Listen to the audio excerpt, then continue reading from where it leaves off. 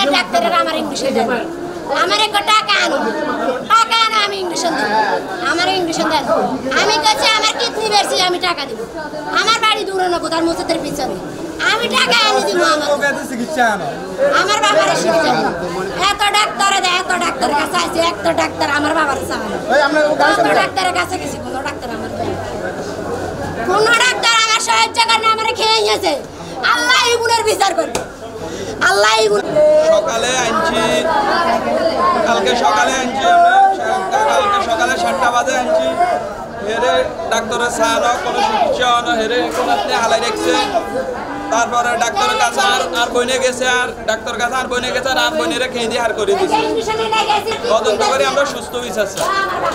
কোনো ডাক্তার আইনো, কোনো ডাক্তার আইনে 3 দিন ভর্তি আসছিল। আমার রুগী চমকে আমার রুগী বাদ করে দিয়েছে। আমরা ডাক্তার সেবা আইনো সরকারি ওই যাই রোদি তো আমি ওই ভর্তি হাসপাতালে গো, ওই আমার ছেলে